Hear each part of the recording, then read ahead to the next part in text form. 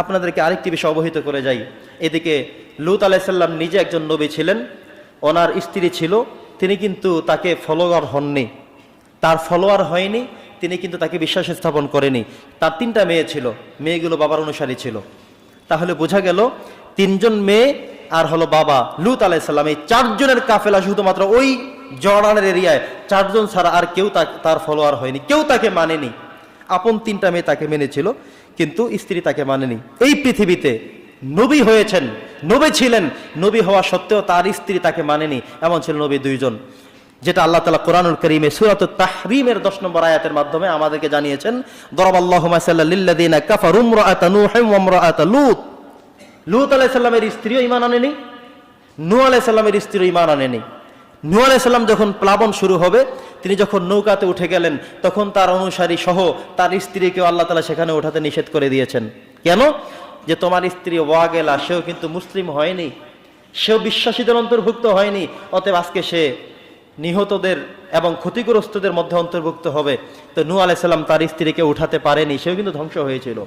এইদিকে আরেকজন নবীর স্ত্রী লূত আলাইহিস সালামের স্ত্রী একই কায়দায়, একই সিস্টেমে আল্লাহ তাআলা সূরাতুত তাহরীমে আমাদেরকে জানিয়েছেন যে লূত আলাইহিস সালামের স্ত্রী যখন তার কথা শোনেনি, আল্লাহ তাআলা স্পষ্ট করে স্ত্রীর ব্যাপারে কথা বলে জানিয়ে দিলেন যে হে লূত, তুমি এবং তোমার 3জন মেয়ে, এই 4 জন ঈমানদার ছাড়া আর কাউকে এরিয়া থেকে বের করতে পারবে না। সবার জন্য আমার থেকে আযাব অবধারিত হয়ে গেল। সবাই তো তোমাকে মানলই না, দাওয়াত দিল শুনলে না, এমনকি তোমাকে বের করে দিবে, বহিষ্কার করে দিবে, বিচ্ছিন্ন করে দিবে, ষড়যন্ত্র শুরু করে দিল। আল্লাহ তাআলা ওইদিকে সিদ্ধান্ত গ্রহণ করে ফেললেন যে সিদ্ধান্ত যেহেতু তোমরা নিয়েছো, সিদ্ধান্ত আমিও নিয়েছি। আমি আমার এই নবী এবং তার বিশ্বাসী যারা 3 জন, এই কয়জনকে ছাড়া বাকি সবাইকে আমি আযাব আর গজব দিয়ে ধ্বংস করে দেব। তো লূত আলাইহিস সালামের স্ত্রী কথা শুনলেন না। আল্লাহ বলছেন, কানাতা তাহতা আবদাইন মিন ইবাদিনা সলিহাইন ফাখানাতাহুমা। তারা 2 জন স্ত্রী শুধুমাত্র খেয়ানত করেছে। নূহ আলাইহিস সালাম তার স্ত্রীকে অনেকবার বোঝানোর চেষ্টা করেছিলেন, তিনি বুঝতে চাননি।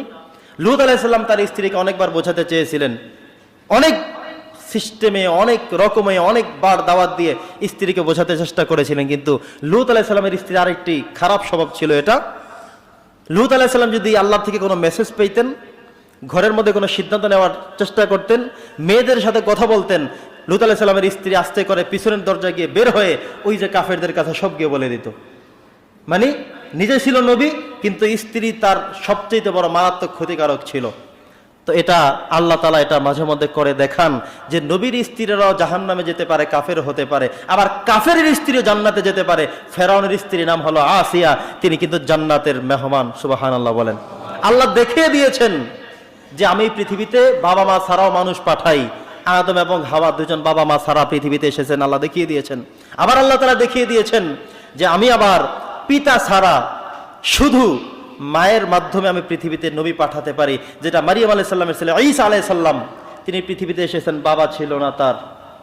সেটা আমরা ইনশাআল্লাহ ঈসা আলাইহিস সালামের জীবনীর মধ্যে চমৎকার আলোচনা, আপনাদের অন্তর বিগলিত হয়ে যাবে তার জীবনী শুনলে ইনশাআল্লাহ। তো এই ছিল আরেকটি সিস্টেম। আর আরেকটি আল্লাহ তাআলা দেখিয়ে দিয়েছেন কাফেরের স্ত্রীও জান্নাতে যেতে পারে, আবার নবীর স্ত্রীও জাহান্নামে যেতে পারে। কত মারাত্মক চিন্তা, খেয়াল করেছেন? নবী হয়েছেন তিনি, মানুষকে দাওয়াত দিয়েছেন, অথচ তার স্ত্রী তার কথা শোনে না, তার স্ত্রীও জাহান্নামের অধিভুক্ত হয়ে গেলেন। বন্ধুগণ আমার, এবার আল্লাহ সুবহানাহু ওয়া তাআলা বলেছেন, ফালান ইউগনিয়া আনহুমা মিনাল্লাহি শাইআন ওয়া কিলা দুখুলান নার মা'আদ দাখিলিন। তো এদের এই যে 2 জন স্ত্রীরা কিন্তু জাহান্নামের অধিবাসী হবে। তাদেরকে সেখান থেকে ছুটাবার মতো, সেখান থেকে বাঁচাবার মতো আর কোনো রাস্তা, আর কোনো ওয়ে তাদের সেখানে থাকবে না। সিদ্ধান্ত কার? আল্লাহ তাআলার। এবার আযাবের কথা যখন তারা চেয়ে বসলো, এবার লূত আলাইহিস সালাম আল্লাহর কাছে দোয়া জানালেন, আল্লাহ আমি আমার মানুষকে, অঞ্চলের মানুষকে, এরিয়ার মানুষকে, সাদম এরিয়ার মানুষদেরকে, জর্ডানের মানুষদেরকে দাওয়াত করে তাদেরকে যখন বললাম, আযাবের কথা যখন বললাম, তারা বলল আযাব নিয়ে আসতে। আল্লাহ তুমি কি আযাব দিবে? আল্লাহ বলেন ঠিক আছে, আমি আযাব পাঠাচ্ছি। এবার কয়েকজন ফেরেশতা, কেউ বলেছেন 5 জন ফেরেশতা সুশ্রী মানুষের, সুন্দর মানুষের দেহ নিয়ে অবয়বে এসে 2টা মেসেজ নিয়ে আসলেন। কয়টা? 2টা মেসেজ।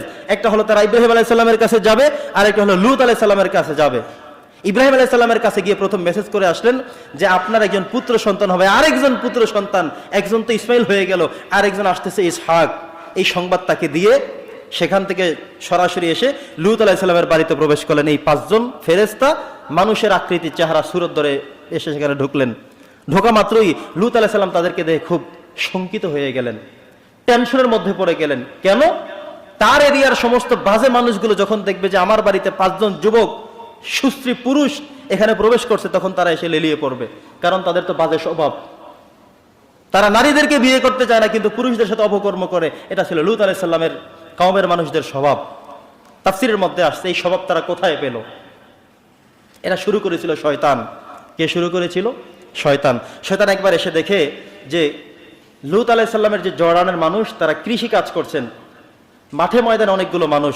তখন এই শয়তান একজন সুন্দর বালকের অবয়বে সুরত ধরে তাদের কাছে এসে বলল, শোনো, আমি একজন সুস্ত্রী পুরুষ, তোমরা যদি আমার সাথে এমন এমন অপকর্মগুলো করো তোমরা খুব আনন্দ পাবে। এগুলো কিন্তু তাফসীরের কথা। কিসের কথা? তাফসীরের কথা। তো এই শয়তান যখন তাদেরকে বলল, তখন তাদের কিছু মানুষ কৌতূহল বশত, এমনিতেই সাধারণভাবে স্বাভাবিকভাবে দেখার জন্য বোঝার জন্য একটু কৌতূহল বশত এসে তারা অপকর্ম করলো 2-4 জনে। করার পর আজকে শয়তান চলে গেল।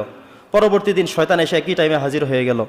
ওই 2 জন যুবক গিয়ে অন্যদের কাছে বলল, তাদের যেই বাস্তব অভিজ্ঞতা সেটা তারা শেয়ার করলো।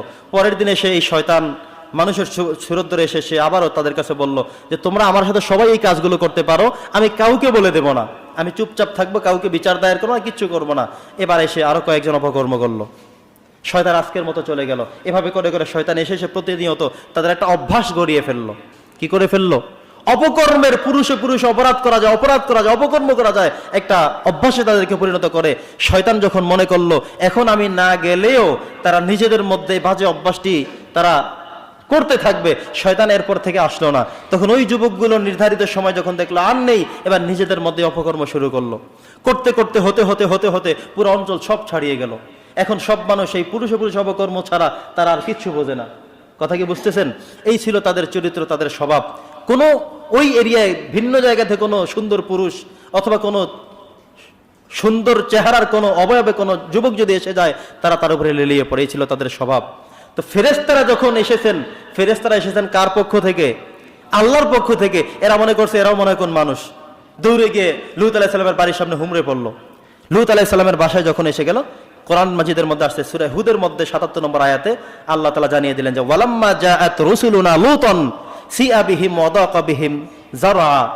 লূত আলাইহিস সালামের বাড়িতে যখন এই যুবকরা এসে, ফেরেশতারা এসে যুবকের আকৃতি ধরে ভিতরে প্রবেশ করলো, তিনি বিষণ্ণ হৃদয় হয়ে গেলেন, টেনশনের মধ্যে পড়ে গেলেন, এবং তিনি এই যুবকদেরকে রক্ষা করতে পারবেন না এমন টেনশনের মধ্যে পড়ে গেলেন। যুবকরা ঢোকা মাত্রই পিছনের দরজা দিয়ে স্ত্রী গিয়ে ওই মানুষের কাছে বলে যে এই তোমরা তো এই কাজ করো, আমার স্বামীর কাছে কিছু যুবক এসেছে, তোমরা দ্রুত সেখানে চলে যাও। কথা কি বুঝতেছেন? ওরা তো দৌড়ে তাড়াতাড়ি চলে আসলো, এসে দেখে আসলেই সেই কথা। এবার লূত আলাইহিস সালাম বলেন ওয়াকালা হাযা ইয়াউমুন আসীব, আজকের দিনটি আমার জন্য খুব ভয়াবহ একটি দিবস। তিনি অত্যন্ত পেরেশান হয়ে গেলেন, কারণ তিনি জানেন ওরা ফেরেশতা, আল্লাহর পক্ষ থেকে আসছে, ওদের সাথে যদি এমন করে তাহলে হবে কি? আমার কাছে তারা মেহমান, মেহমানদের ইজ্জত সম্মান আমি রক্ষা করতে না পারলে আমি তো থাকা না থাকা সমান কথা। উনি প্রচন্ড পরিমাণ টেনশনের মধ্যে পড়ে গেলেন। এত বেশি পরিমাণ টেনশন করলেন, এই সময় তার এমন এমন চেহারা, এমন বিবর্তন আর কখনো তার মধ্যে দেখা যায়নি। এবার লূত আলাইহিস সালাতু ওয়াস সালাম তাদেরকে উদ্দেশ্য করে বললেন যে শোনো, তোমরা আমার কাছে মেহমান হয়ে এসেছো, কিন্তু আমার সমাজের এই যুবকরা যে অপকর্মগুলো করে যাচ্ছে আমি তাদের কিভাবে থামাবো? তিনি তাদেরকে বলতে লাগলেন যে ওয়াজাআ কওমুহু ইউহরাউনা ইলাইহি মিন ক্বাবলু ওয়া কানু ইয়ামালুনা সাইয়্যাত। ওই যুবকরা এলাকার বিভিন্ন জায়গা থেকে দৌড়ে এসে হুমড়ে পড়ল দরজার সামনে, এসে ওয়া মিন ক্বাবলু কানু ইয়ামালুনা সাইয়্যাত, আল্লাহ বলেছেন যারা ইতিপূর্বে এই অপরাধগুলোর সাথে জড়িত তারাই চলে এসেছেন। এসে ইয়া কওমি হাউলাই বানাতি হুন্না আতহারু লাকুম ফাত্তাকুল্লাহ। এবার লূত আলাইহিস সালাম এত পরিমাণে টেনশনের মধ্যে পড়ে গেলেন, তিনি তাদেরকে এবার বললেন যে শোনো আমার এরিয়ার মানুষেরা, আমার 3টা মেয়ে আছে। কি আছে? আমার 3টা মেয়ে আছে। তোমরা যদি প্রয়োজন মনে করো আমি 3টা মেয়ে তোমাদেরকে এখনই দিয়ে দেব, বিয়ের ব্যবস্থা করে দিব, তাদেরকে তোমরা নাও, নিয়ে তোমাদের কামনা বাসনা যা হয় সব তোমরা পূর্ণ করো, কিন্তু আমার মেহমানদেরকে তোমরা হস্তক্ষেপ করো না। এটা বাজে স্বভাব, বাজে চরিত্র, এটা করো না। তিনি সরাসরি নিজের মেয়েদেরকে সাইলেন্ডার হয়ে সাধলেন, যেটা আল্লাহ তাআলা কোরআনে বলেছেন সূরা হুদ 78 নম্বর আয়াত, বাড়িতে গিয়ে খুলে দেখবেন। ক্বালা ইয়া কওমি হাউলাই বানাতি, এগুলো আমার মেয়ে। হুন্না আতহারু লাকুম, এরা তোমার জন্য আরো বেশি পবিত্র, অনেক বেশি পবিত্র, এদেরকে বিয়ে করে তোমরা নিয়ে যাও। ফাত্তাকুল্লাহ, আল্লাহকে ভয় করো। ওয়ালা তুখজুনি ফি দাইফি, আমার মেহমানদের উপর চড়াও হয়েও না, এরা আমার মেহমান, এরা আমার অতিথি, এদের সাথে তোমরা এই বাদের স্বভাব করার জন্য কেন আসছো? উনি যখন বললেন, উনি নিরুপায় হয়ে দেখলেন না তারা তো কোনো কথাই শোনে না, মেয়েদের কথা বললেন, আরো কিছু বোঝালেন। উনি সর্বশেষ বললেন, আলাইসা মিনকুম রাজুলুন রশিদ, তোমাদের মধ্যে কি একজনও ভালো মানুষ নেই? একজনে কি ভালো মানুষের সন্তান নাই?